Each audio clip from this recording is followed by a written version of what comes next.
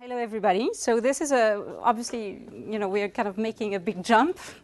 So quite different paper and quite different topic, quite different times, quite different, historical perspective.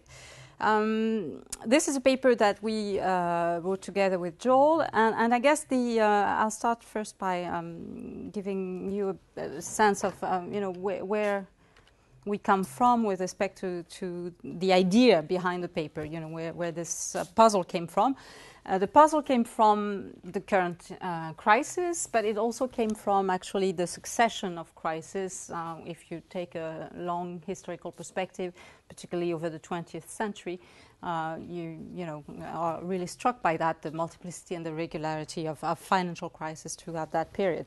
And throughout those different crisis, but even more clearly in the last one, the one we are still going through, I guess, we, repeatedly were told that moral hazard might be one of the explanation behind the crisis. So we kind of started with this intuition, which we connected to another notion, which I'll talk about in a few minutes. So here, just so we agree on what we're talking about, the definition we use of moral hazard in the paper is the following. The notion of moral hazard refers to the opportunity for organizational and individual actors to reap rewards of risky behaviors without bearing the associated cost.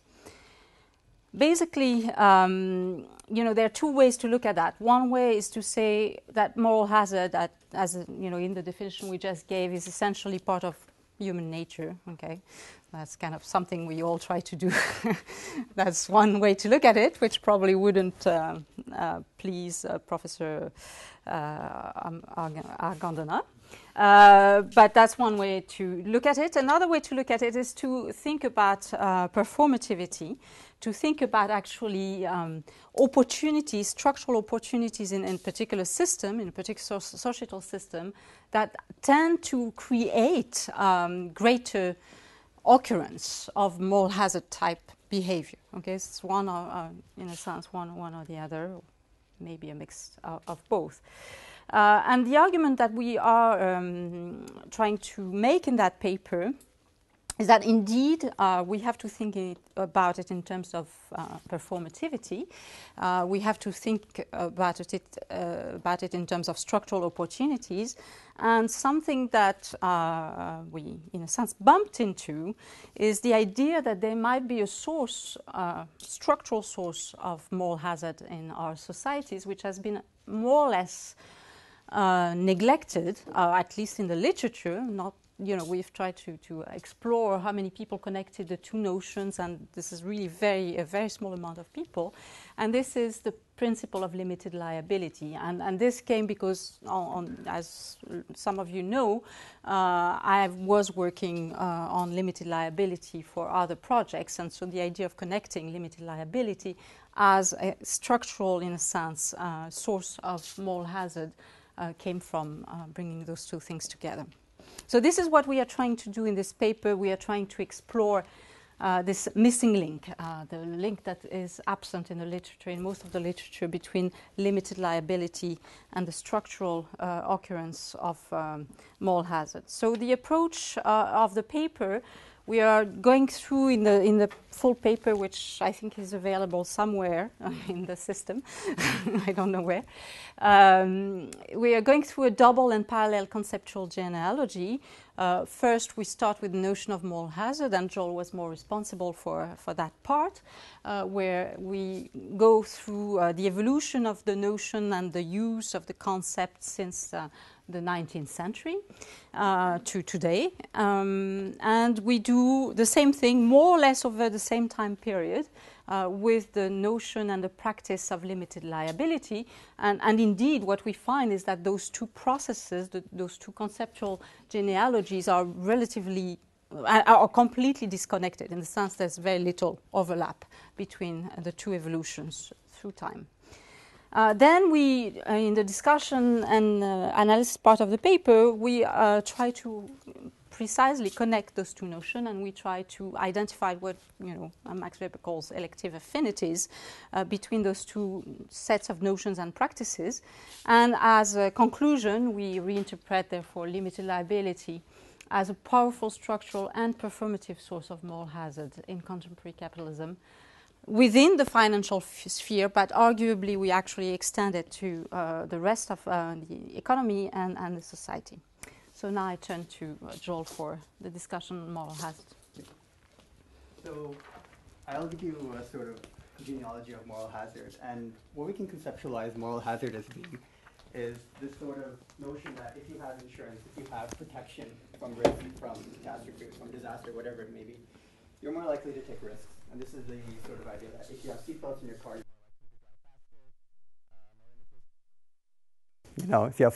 if you have protection from fire, then you're more likely to be an arsonist. But no, that's a side joke. The idea is that moral hazard is not a new concept. I mean, it's become especially salient in the past few centuries, but really it's a concept that stretches back to almost 1,000 years ago. And this comes back to the Brotherhood of Valencians in France. They were a charitable organization, and they made sure that they were very prudent with who they gave funds to, with who they provided charity towards, because they didn't want to provide charity towards people that, let's say had questionable character. They wanted to make sure that their money went towards people who actually deserved it, because if you sent it to the wrong people, you send the signal that, this sort of behavior should be encouraged because it pays off. But what I want to describe today is how moral hazard has sort of come about. In the 17th century, moral hazard really became salient because it came in parallel with the emergence of the insurance industry. And in the mid-19th century, you really see that insurance takes off. And to give you an example of this, in the US at the turn of the 18th century, there were no more than 100 policies in place across the entire country. 44 years later, you have a single company issuing 796 policies in a year and a half of operation. So this is a massive expansion that takes place because of a number of factors, and these are outlined over here. Increasing urbanization being the shift from agriculture to city services, and aggressive marketing. But what's happening here is not just the fact that insurance is expanding in scope. It's also increasing in depth.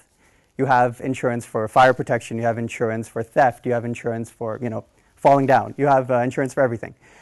And one of the real interesting notions of what's being covered by insurance is the notion of fraud and moral hazard here. And the reason why insurance covers this is because there is very prevalent Christian notions about very prevalent Christian concerns about insurance itself. And this is the idea that, if your house burned down, if lightning struck your house and it burned down, it was an act of God. Therefore, it shouldn't be up to the insurer to pay you back because you probably deserved it. So this is why there's a very Christian concern with the notion of insurance. So sort of to alleviate this concern, the insurance industry adds in this notion of moral hazard. But what's interesting about this is that if you're at risk of moral hazard, it's not that you're simply paying more. It's simply that you're excluded from insurance at all. They will not insure you. So you can kind of see how there's a very sort of deep morality imbued within the insurance enterprise here. And this covers a number of things over here. And there are very specific insurable characteristics within these industries. So as I mentioned before, these people of questionable character would be denied insurance outright. So and there's something else I want to clarify here as well. Moral hazard is not just the idea that you are a bad person, you're an evil person that would take advantage of a situation when you could. It's also the fact that there are sort of structural circumstances that may tempt you to sort of take advantage of the situation. So this covers both respects here. And from this point on, from its inception in the insurance industry, it sort of moves on into monetary policy here as well. And what I want to outline here today is two different evolutions of moral hazard, one in monetary policy and another in the next slide on social welfare. So moral hazard comes into monetary policy because in the mid-19th century you have a multitude of banking crises, and they're so severe that they threaten financial stability much like they have in the past few years. So what happens is that there's this lender of last resort function which is proposed. And this is the idea that in the event that banks suffer from illiquidity, if you have a bank run, as it's called, someone external will provide liquidity into the system to make sure that the financial system doesn't collapse, that banks are not illiquid. So typically this is a function provided by the state. And this starts off in mid-19th century UK, and it's a subject of great debates between two people in particular. Henry Thornton, who says, okay, we shouldn't provide this lender of last resort function at all because it encourages risk-taking behavior, because they know that we're going to bail them out. And on the other hand, you have another proponent of this sort of function, and his name is Walter Bagehot, and he says, no, we should have it, because if we didn't have it, then the system would collapse. So ultimately what happens is that Walter Bagehot wins out. This sort of facility becomes institutionalized. It spreads everywhere. And it becomes really deeply institutionalized. And the funny thing is that we recognize now in the role of the late financial crisis, the subprime mortgage meltdown, that the bank, that bailing out these large financial institutions is resulting in moral hazard. So what this means is, in particular, is that when you have these sort of risk-taking behaviors, managers and bankers, they're the ones who reap the large benefits of it. But in the case that things go badly in the terms of crises, these losses are socialized across everyone. And this is the state providing this function. So now that I've defined how that's institutionalized within the banking sphere, within the financial sphere, what I want to talk about is now how this has become, there's been a very different treatment within the social welfare sphere. In the mid-20th century, you had this treatment by a famous economist called Kenneth Arrow, and he said that basically if you have insurance provision, people will take advantage of that, and it's sort of to be expected. He didn't say that it's right. He didn't say that it's moral, but he said it is to be expected. And after this publication, you have another person that comes along, a famous academic called Mark Pauly, and he says, actually, no, it's okay. It's expected, it's rational, and as we are expecting people to be rational economic agents, it's perfectly fine. So our job as administrators is to make sure that these people do not take advantage of their insurance protection. And so this sort of thinking really becomes institutionalized here within this legal and policy debate. It spreads from healthcare, where you have really large deductibles in insurance, to make sure, to use the words of George Bush, to make sure that the people who have insurance are treated like they behave a little bit more like they're uninsured. So this is just to make sure that people don't take advantage of insurance. And see, this is if you look up the notion of moral hazard in, I don't know if you can read this, but we found the problem, and the problem is insurance, with this person. This is the notion. You can find a ton of these pictures in the internet. So what I want to show today is that this is a really sharp contrast between how moral hazard is being treated in the financial sphere. In the financial sphere, the lender of last resort is really institutionalized, whereas here it's treated as, well, if you deserve, if you reap these bad losses or whatever it may be, it's your own fault. So this is a very sharp distinction to be drawn here, and we'll see how that sort of carries over into limited liability with Laure.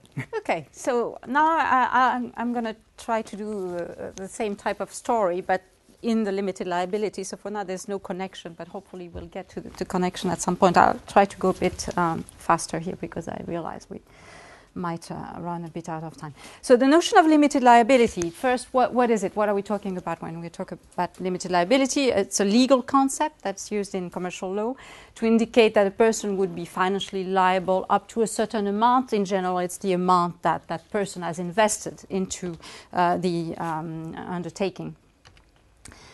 What is really interesting is that the time frame is very similar to the moral hazard story. And essentially, before the 1850s, limited liability was rare in the business world in the same sense that actually moral hazard was actually rarely used as a concept and started really making its way only by then into the insurance company.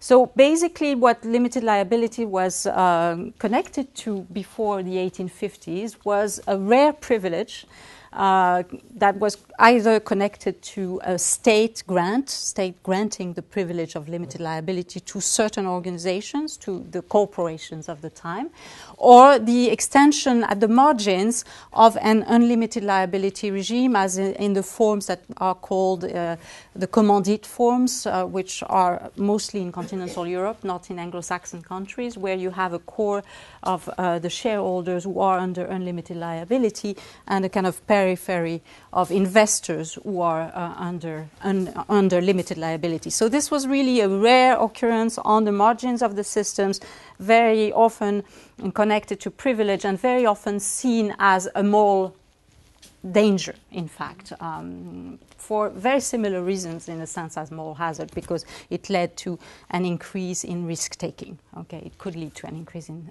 risk-taking. When you look at the last 150 years, what you see essentially is a story where you have a profound reversal of that logic, where limited liability from a rare exception, morally tainted, becomes a general rule, totally neutral in moral terms, something that we don't even, think about, something we take for granted. And I'm not going to go into that story here. I've done that in other papers, and some of you have heard that story. But I'll just very rapidly, kind of underscore here what are the different phases of limited liability in history. At least, it's really a bit, presumptuous to say that. So Roman origins, I won't go into that, but we have to know that this is really coming from Roman times, and that the emergence of limited liability is in fact a way in which the legislator in Roman times manages to avoid a kind of loophole in the system where the citizen, the paterfamilias, was able to use the slaves or his sons non yet major, how will you say that? I'm having not yet of age, was able to use this to do business without incurring any liability. So the legislator put in place the system where the money that the citizen was giving to his slaves or his sons to do business was actually the amount that this citizen would be liable to society at large if anything happened to that money and to the investment. So this is really where it emerges, where we have the origins, and it actually increases the liability of the citizens who, for his own initiatives and his own business initiatives, is under full liability. As I said before, there's an hybrid trajectory, then it kind of more or less disappears, then it reappears in the Middle Ages, and it reappears in the form of the commanda, as I said before, essentially for the shipping industry and the very risky travels associated with ship travel and ship business at that time, where you have the core of the industry and of the company that remains under unlimited liability. But the need for extra capital means that we open the capital to limited liability partners who remain at the periphery but don't have any say on the management of the business. So this is where the commanda form, which then later on in the 18th century was institutionalized in the Napoleon Code, and in the form of the commandite form, and then spread across continental Europe, emerges. But all this time, this remains relatively rare. It remains an exception, and it remains essentially a private exception. There's a second big phase, which is the nationalization, in a sense, of the privilege, and this comes with the creation of the nation states, essentially through the 17th century forward. From the 17th century forward, where states across Europe are creating or using, actually more exactly, the corporate status as a new tool to develop risky ventures that have something to contribute to the national grandeur, or to the national state. And progressively, the granting of corporate charters, which is associated, again, with regal privilege or state privilege, privilege gets connected, but that's very slow and that comes not right away, with limited liability as one of the privileges granted together with things like monopoly rights, etc., to those corporations. So this is where limited liability gets for the first time connected with corporate charters and incorporation. And you're all familiar with the types of examples that we are talking about here, East India companies, etc. The third big stage is a kind of reprivatization, in a sense, of limited liability, together with its extension and its expansion. And this happens, the beginnings of that happen in the mid-19th century. I have a full paper on the kind of first events on that. In summary, it's a highly political process. Basically, the challenge, the goal, the stakes is whether or not incorporation becomes a private right, which all companies can enjoy without having to go through the regal, the state granting a privilege. And this ends up being obtained in the UK first and then later in other countries in the mid-19th century. And then the next fight is whether incorporation will generally come together with limited liability. Okay, and there's another political, highly disruptive, highly conflictual fight in England and in other countries across the world. And ultimately, a law gets passed in the 1856, which institutionalizes the connection, the systematic connection between incorporation and limited liability. So limited liability becomes a normal feature of the corporate charter, which by then has itself become an easily obtainable legal structure for any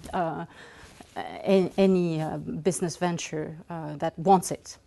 So this is really a very structuring moment, and from that moment on, then there are also interesting things to look at, which are parallel developments in different countries. The UK is one of the key movers here, but France comes very fast afterwards. Germany is a bit slower, but happens too. The US is actually, together with the UK, quite an early mover, at least some of the states in the US, because in the US it takes place at the state level.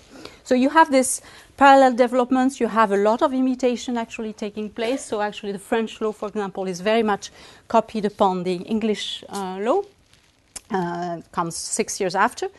And you have basically from the mid-19th century to the 1920s or 30s, the progress of this notion that limited liability is something that is neutral, that goes together by structurally with incorporation rights, and that incorporation rights are something that can be granted to just anybody, not just to those companies that are serving the common good, as used to be the case. So this is, a very broad process. More recently, actually, what we see, that's the last 20 years only, is the diffusion of limited liability to what used to be kind of the last places where you had unlimited liability, partnerships.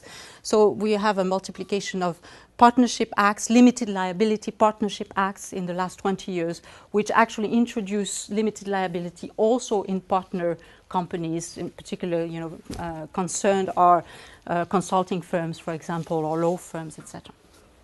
And so this is really a kind of broad revolution. And a few words of comparison between the two processes, where we've gone a bit fast here on that because it's long stories, really.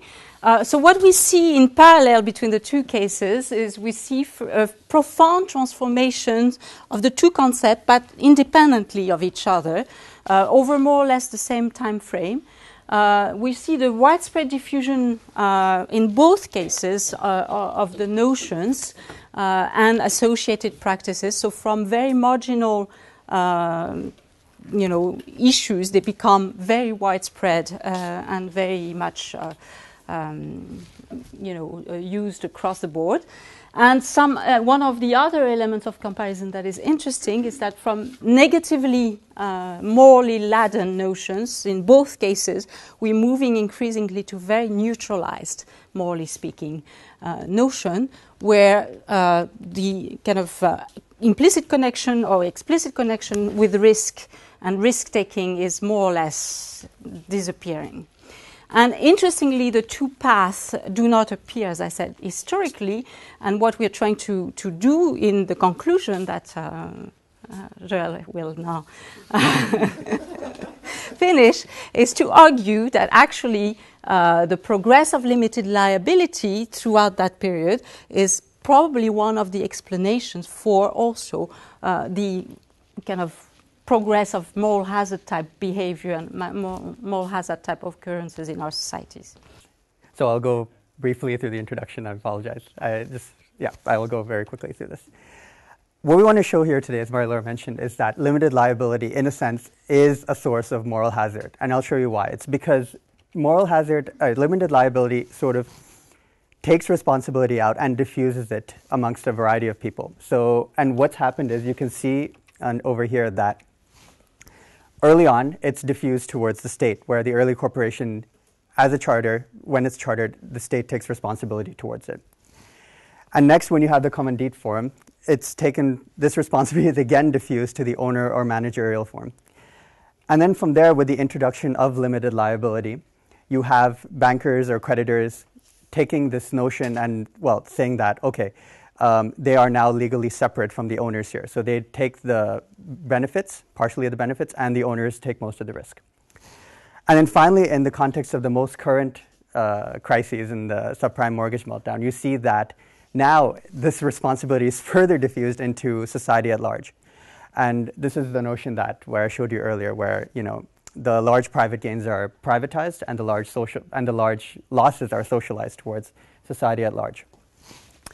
So a second point that we wanted to make here is that, you know, limited liability is treated very much as sort of a sacrosanct concept. It's taken that this is sort of a very embedded notion that we can't really sort of take out, and it's taken for granted notion here. But we also have to realize here that there is an other side of this notion. Even though the fact that we might reap potential innovation from limited liability, we might progress in a positivistic sense, there's also certain costs that are associated with this, and these are most evident in crises. And so in order to understand fully the contemporary crisis, you know, we have to look both at limited liability and understand sort of the performative moral hazard implications of this concept. And we have to weigh this against associated wealth generation benefits that we commonly associate with the limited liability form. So that was a quick conclusion, and thank you for your time. Thank you.